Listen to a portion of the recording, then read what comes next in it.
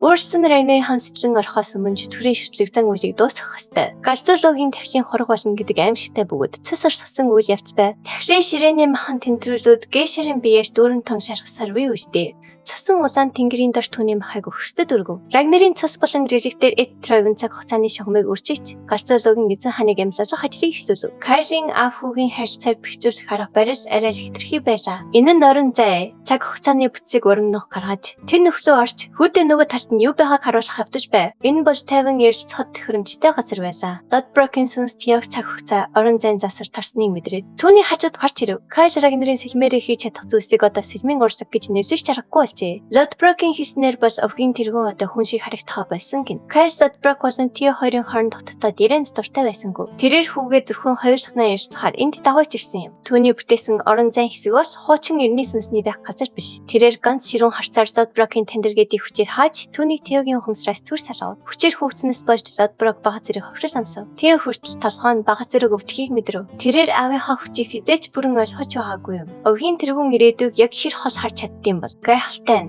Кайш Тионоос түүний үнэмшгүй засварчдаар олон жил үр тоон сольж гэр бүл дотор хэц төсөлгүй хязгаарын төлөө автаа гомдож байсан мөв гэж нухацтай асуув. Тио сандарсан боловч эцэст нь үнэнээ хэлэхээр шийдэж толгойд хөв. Сандарч үгүйсгэхийн оронд үнэнээр нь хариулах зэрэг хүүдэн байсанд Кайл талархав. Овгийн тэргүүн хурууга далайн хөдөлгөж ертөнцийг тавтаан барихад шаардлагатай хөнөмлөхөө хүчийг үзүүлв. Тэрээр амьдралынхаа туршид илүү их сайн сайхны төлөө бага зүйлийг зайлшруулахаас хизээч татгалзаж байгаагүй. Хэрцгий догшин байдлаар овг нь энэ ертөнцийг хамгаалж ирсэн. Түүнийг галзуу ресторан ангууж исэн гэдг нь тал хувийн үнэн. Тэрээр ертөнцид эмх замбараагүй байдлаас өөрөө ч авчраагүй харахнуудыг устгасан юм. Ихэнх регрессорууд харахнууд байж таарсан төдий. Тэдгээрээс хамгийн том замбараагүй байгийн хархан түүний аав. Галзуулогийн эзэн хаан байв. Кайл овийнхоо оршин тогтнолын төлөө тэр үнийг устгах ёстой байсан. Том зүрийг хамгаалахын тулд түүний гар гэр бүлийнхнийхэн засаар бодогдсон. Тогтвортой байдлыг эвлэхийг их явцтай Кайл Райнер өөрөө ч мэдлгүүдийн дөвчхөг болсон байв. Тио аавынхаа нуруунд дээр бүрдэж буй гэлэлцсэн бүцэг таньжээ. Тэрээр ийм гэрэлт цагиргийг хамгийн сүүлд Понтент харж исэн юм. Түүнчлэн Кайл хов заяаны гинжээр хэсэгчлэн хүлэгдсэн байв. Түүний хүч хүний ертөнцөөс харж гарах шинт цад талаас ирэх агуу дуудлага түүнийг татаж эхэлжээ. Түүнийг илүү том хэмжээний тулааны талбар дуудсан боловч тэр өгөө орхиж явахаас татгалзав. Тиймээс тэрээр дуудлагаас зайлсхийхийн тулд өөрийн хүчийг ухамсартайгаар лацсан төгжжээ. Тэрээр илүү их хүч гарах тусам хов заяаны гинж улам чанга хүлдэг байна. Энэ нь түүний засварт хүнсэн зэвсэг болгон айцыг ашигладаг байсан шалтгаан юм. Айцын тусламжтайгаар тэрээр гэр бүлийг нуран унахаас хамгаалахын тулд цэлэн барих шаардлагагүй болдог. Энэ үед Кайл Рагнер хүн гэхээсээ илүү бурхан эсвэл мангас шиг болсон байв. Тэрээр хүүдээ гэр бүлийн тэргүүний үүрч явдаг ачааны жинг харуулж байлаа. Хов заяаны хүлээсийг тасарч чадах хэсэг нь хүүгийн өөрийнх нь хэрэг. Үнэн хэрэгтээ Тио өөрийн удаагийн замсан цорын ганц зөв зам мөнөс хийч мэдгүй. Нэрвэнэг ашиглан оюун санааны ертөнцөө төр хугацаанд тийж тэрээр дээд сэтгэлгээний төлөвч шилж яв. Түүний ээлж ирэхэд овог дуудлага тэр байтугай энэ ертөнцч түүний халамж хариуцлага байх болно гэж итгэлтэйгээр хэлэхэд орон зай нэрвлэв. Эцсийн эцэс тэрээр аваасаа дасан гэр бүлийн тэргүүн болохыг зорж байгаа билээ. Кайлд ийм төрлийн өөртөө идэвхтэй байдал таалагддаг байв. Энэ хүү үнэхээр идэвхийн аргагүй их зантай байлаа. Тэр үнэхээр аавынхаа хүү байв. Тийм учраас Кайл энд өвдөж дуудлахтайгаа арай удаан тэнцэх хөшөөний шалтгааныг оллоо. Тэрхүү их зан нь хоосон сагсуурдуу эсвэл үнэн үү гэдгийг харуулах нь хүүгийнх нь хэрэг юм. Кайл үргэлж харж байх болно. Энэ бол агуу нэгэнд батлан харуулах нээлттэй сорилт юм. Бодит ертөнцид Таркел болон түүний анги газрын зургаас харж эртний олон мөрөгчүүлэн тарч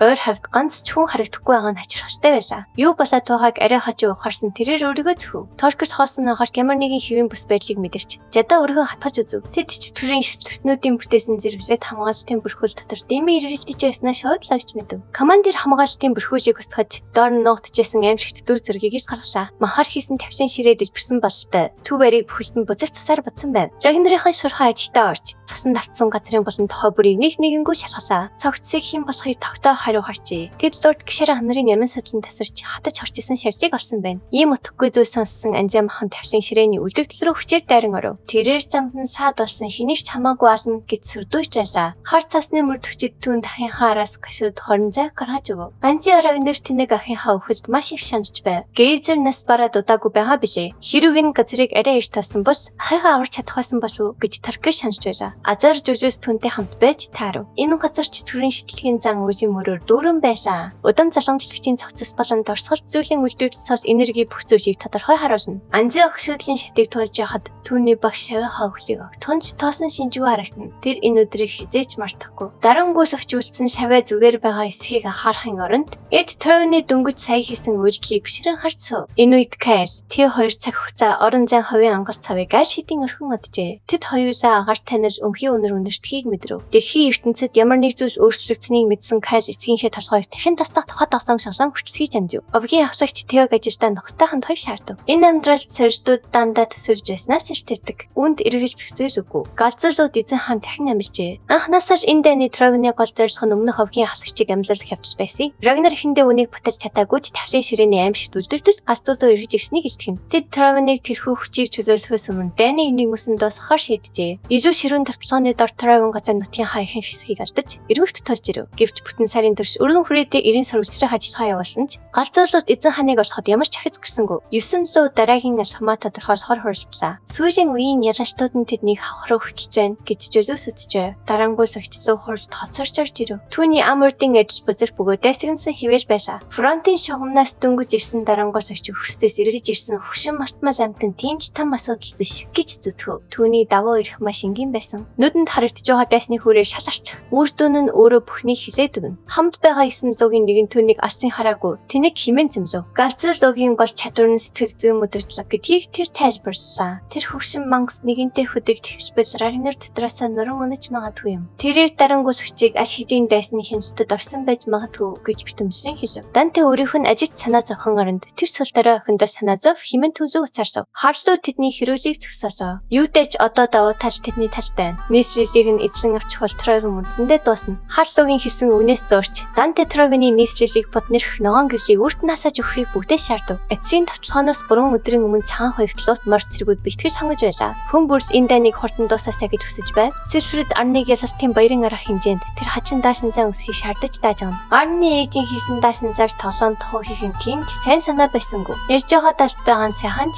тэр ямар нэгэн зүйл болох гэж би таагүй мэдрэмжээс салж чадахгүй байлаа. Түүний өмнөх амьдралд энэ дайн дахин 5 жил ишигсэх байсан. Тэрээр дайсны хүчээ бүрэн цуглуулж амжихаас өмнө алхам хийхэд хүргэсэн байж магадгүй. Теогийн үйлдэлүүд түүний урт өмнө мэддэг байсан ирээдүйг хитрхи хөрчилжээ. Бүх зүйл хитрхи сайн бүтэмжтэй байх үед өөрчлөлт таварс харахгүй хорсогчд гарч ирэх хандлагатай байдаг гэсэн хэдий ч бүх зүйлийг тодорхой болгохын тулд очиж уулзаж уулах нэг хүн түнд байв. Түүнийг инхүү бодолд алтансан үед том бах Торкил дүүдэрээ нарсаг зочлон ирэв. Цэсэн төрлийн болон зэсэг нэг тахан дүүс өөрсдийн нөхцөл байдлын хачирхалтай асуудыг хэлцв. Торкил дүүгээ урагчийг дайсан санаа зовж гэн гэж шааж ирснээр дараа нь тоглоом болгон инээж өнгөрөв. Бодоод байхад тэр Торкил дөнгөсөн удаагийн шиг талхал илэрхийлэх боломж хизээч алдж байгаагүй юм. Тэдний ах дүүсийн нэг болох гişарын үрэлтэйгээр насан эцэслэн Рагнар өртөн нэртэх болно. Командир Торкил дотоод бат бүх холбоо тэднийг ялалтад хүргэн гэдэгт итгэдэг. Тэрээр Теору энгийн нэгэн асуулт шидэхтэй өнгө айсан ногцтой болов. Түүний дүүгийн төсөвж буй Рагнарыг ямар вэ? Тео өөрийнх нь хайж буй Рагнар хүчтний хууль дээр тогтохгүй гэж үнэнээ хэлв. Энэ нь жаахан гинэн сонсогдож болооч тэрээр айцаас илүү итгэцэл дээр тогтсон дэг журмыг үнэхээр хүсэж байлаа. Торкил дүүгийнхээ хариултад маш их сэтгэл хангасан байв. Тэрээр анги руугаа буцахдаа Теог ирэх 3 өдөр сайн амарч авахыг зөвлөв. Тэдний хайрцсан ярианаас Тео Торкилийг өмнөх амьдралын хатанхаа яг адилхан байсныг олж мэдэв. Тэд ихэнх зүйл дээр ижил төстэй үзэж бодолтой байдаг ажээ. Тэд өрхийн тэргүүний сожийн төлөө өрсөлдөж байгаа ч холбоотны хувьд түүнээс илүү найдвартай хүн гэж үгүй. Одоо тэдэнд баг зэрэг чөлөө цаг гарсан тал холгоос Теог хочныг дурсаж хортон хас талаан дөрөв. Харамсалтай түнд очих хөстэй газар байлаа. Тэрээр өмрөөр дуудаж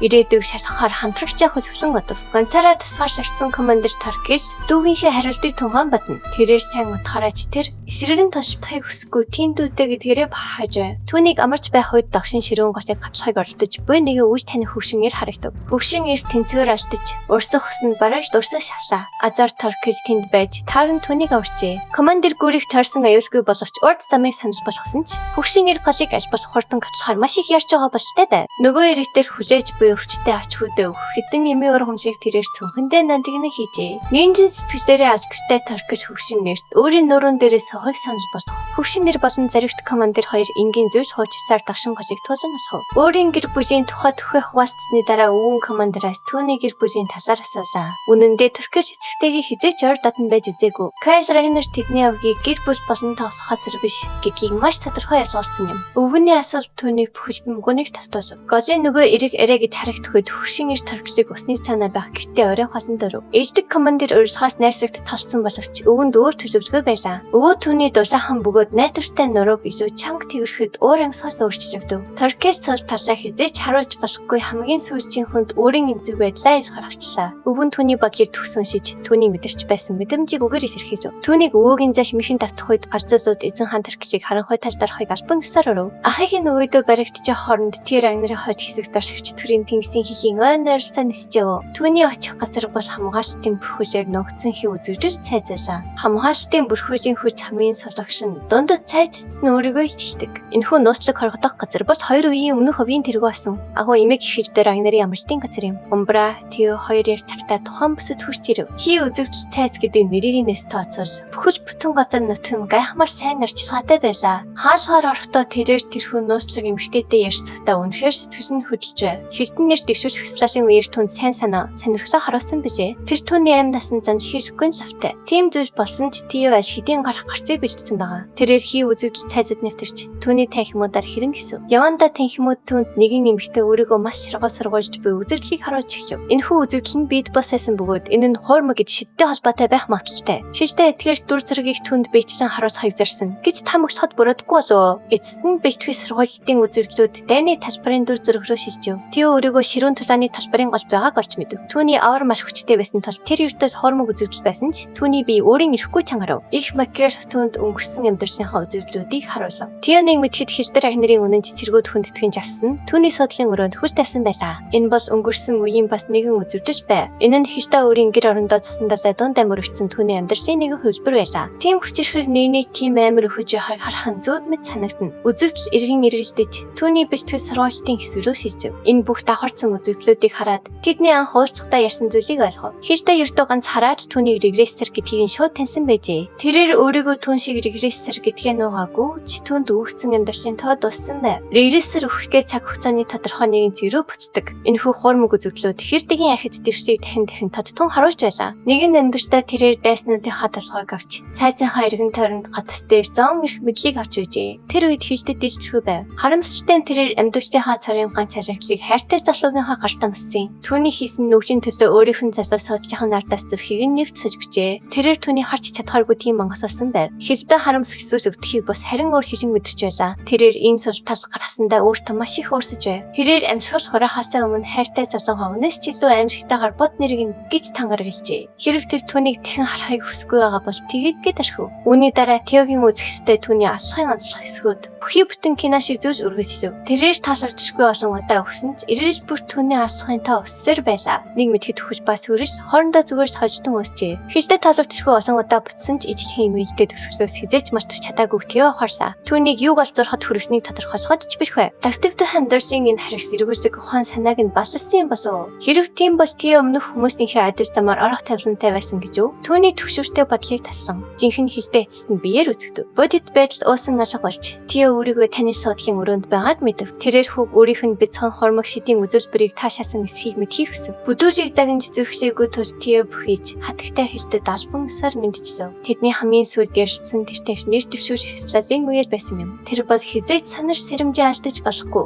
Тийм төвчий хүн байлаа. Хилдэ түүнийг бие барих болохыг шаардав. Эцсийн эцэст тэд аж хэдийн бие биедээ гүн гүнзгий нууцаа хуваалцсан штэ. Түүнийг хуруугаа дарах төдийд бодит барьж хүслээр нь өөрчлөгдөж бүх өрөө хувирлаа. Хоосон суудлын өрөөнд тэд хоолдож хууч хөрөх боломжтой зоогийн танхим болон хувирв. Гайхалтай нь Тиог нэгэн танил эрт дагалтан явж байлаа. Өөдлөн тэссэн лөө өөрөө тэнд байж байв. Тэр өмнө нь цоо яриа сонсч байсан ч энэ нь үндсэндээ бацхаа боллоо. Их материал хилдэ өөдлөн тэссэн лөө гэрэтээ үнэн ч цар цаа болгон байлгадаг гэж хүмүүс ярьдаг. Тэр нь үнэн бололтой. Тийм хүчирхэг нэгэн Тиод бичлэнстийг дарс айгалж өгнө гэж хэн санах вүлээ. Хилдэ түүний бие барьж байгааг анзаарав. Тэрээр өөдлөн тэссэн лөөнд итгэж болно гэдгийг Тиод батлан хийв. Тэр түүнийг тооловчгүй олон амьдралынхаа туршид дэрэгдээ байлгасан юм. Харамсалтай нь тэрээр аж хэдийн бүцэх хязгаартай хүрээд байлаа. Үлдсэн иргэжтийн тоог тодорхойлох тодорхой арга байдаг эсхийг хилдэ өөрөө ч мэдэхгүй байв. Түүний хувьд зүгээр л нэгэн мэдрэмж төрж ирсэн байна. Энэ нь түүнд хэдэн удаа бүцэх боломж үлдсэнийг баримжаалах хэсвэр совин байв. Нэг зүйл тодорхой байгаа нь хилдэ Тиогийн системийн талаар юу ч мэдэхгүй байлаа. Систем нь түүнд яг таг бодит мэдээллийг өгдөө. Тэрээр сэдвээ өөрчлөн хилдэгээс өөрийн эцэг буюу овгийн тэргүүний талаар асуув. Тэрээр каштай саяхан ярилцсан тухайга болон овгийн тэргүүн өөрийн өөдлийн дэвсэн төлөвөө харуулсныг хуваалцав. Өөдлийн дэвших гэдэг үгийг сонсоод хилдэгийн ай шууд хурлаа. Тэрээр хүүгээс Пантеныг аль хэдийн өөрийн нүдээр харсан мө гэж асуув. Анхны буц хэрэгш дээрээ яваа нусан бууж им хол явцсан гэдэгт хэвдээ идэхийг хүссэнгүй. Өөдлөн тэгссэн суу түүнийг тайшруулахыг оролдов. Тэр Теог хэмбэрт тод бэлэн харагдаж байсан ч энэ орчлоо гайхалтай үр дүнтэй байлаа. Тэрээр өөдлөн тэгших асуудалд арай дэндүү мэдрэх хандаж байгаагаа хүлээн зөвшөөрөв. Кайс Рагнер зөвхөн төрж ертөнцтэй үлдэхийн тул Пантаны дуудлагыг цэвэр хүчээр дарж байгааг хэлдэ бодлоо. Тэр шууд өөдлөн дэвшихгүй ч хэрэг хороогийн хэрэгт дахин оролцохыг чармайвал түүнийг гинж олон чангарах болно. Пантаны дуудлагаас дахин толцох аргагүй болжээ. Тийм учраас л овгийн тэргүүн хүүхдүүд нь бие биенээ хөнөөж хад хүндлэнээс тэнэг юм шиг зүгээр шарч саад байна. Хижтэй огт татсангүй. Тэрээр овгийн тэргүүнийг энэ ертөнцийг орхихоосоо өмнө өөрийн нэмийг ихийг алж зүрхлэх үү. Химэн бараж үдэж байв. Тео эцгийнхээ өөдлөн дэвших талаар дахин нэг бодлохоосандаа баяртай байсан. Кайс Рагнер яхад өмнөх хандирт нэгтэйний өмнө бүүж нуугдсан одоо л ойлгохтов гэсэн ч Тео аль хэдийн мэдчихсэн мэдээллийнхээ төлөө энд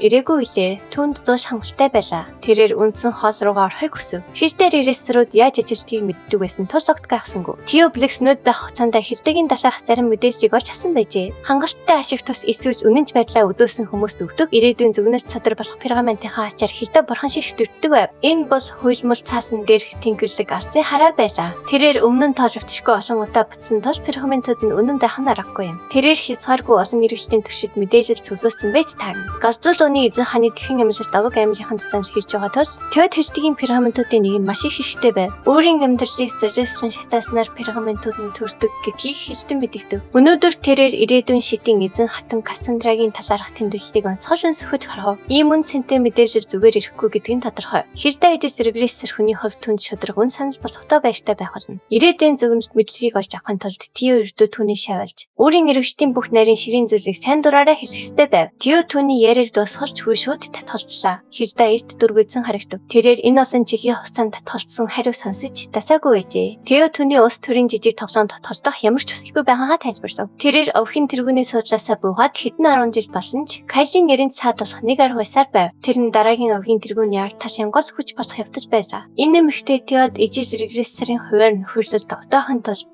өнгөрсөн амьдралаа харуулсан ч энэ нь эсрэгээрээ нөлөөлөв. Түүний эрх мэдлийн төлөөхтөнд нь галзуурны эзэн ханы галзуурлаас юу гараад чадхаагүй гэдгийг хинэн Теод ойлголоо. Хиждэгийн харц хөөдрөв. Тэрээр анханасаа зөөлөн хандсан нь буруу байсныг ухаарлаа. Үйл явдал усан мөрчинжиж эцэгтэй мөч орчжээ. Дараагийн хэсэг бүх зүйл эрэлт хийн. Дараагийн хэсгийг бусдаас төрүүлж хамгийн ихэнд үцгийг өсөж дэвшүүлсэндих төрийн банкны данслуу 5,000 төгрөгийн хандив хийгээрэй. Тэгвэл дараагийн хэсгийг тань нин даруй гаргаж өгье. Таалагдсан бол лайк дарж, сувгч томын заавал бүртгүүлээрэй.